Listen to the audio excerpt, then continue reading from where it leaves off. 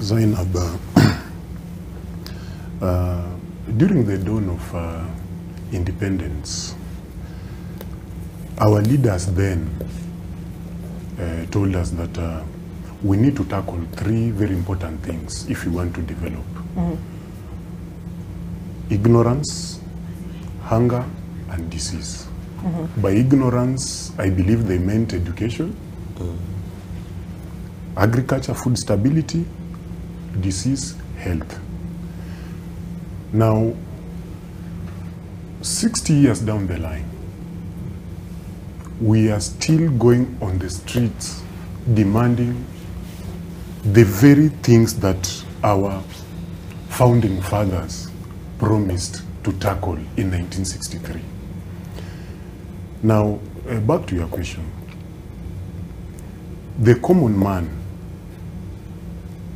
as I interact and chair some of the meetings with the common man. Right. We call them Wanjiku. Wanjiku. Yeah. Wanjiku's concern, according to Wanjiku's priority list, you know, the problem is that most of these governments have been holding the priority list upside down.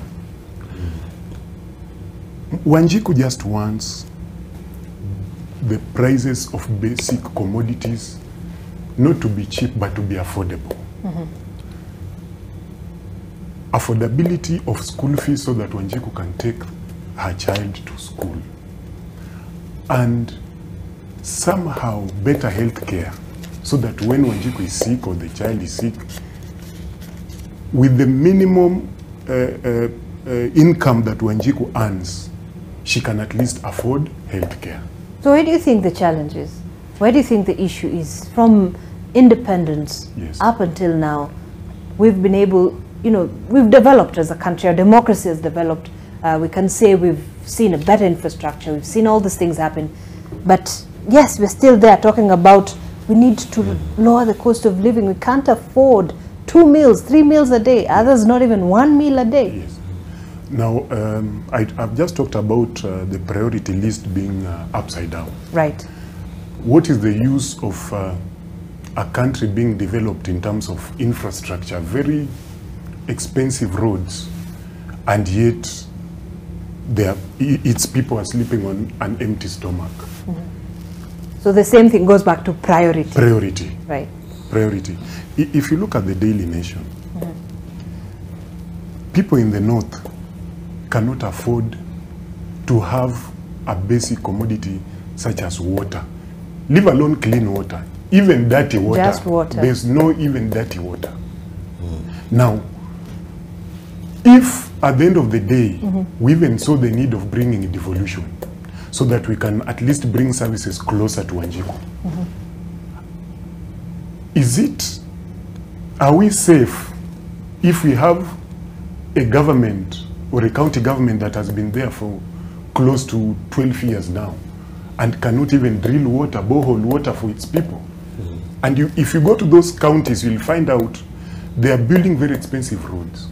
For who? For who? Who will pass on those roads if they cannot even afford drinking water? Let us put our priority list in the right manner and tackle basic needs of the Kenyan people first. Right. And this is where I sometimes watch our leaders on some of these talk shows. When somebody gives an example of, like in the United States, like in Canada, you know, let us be realistic. Let us not, you know, watch too much movies. Let us be realistic here. Let us have a solution for our own problems.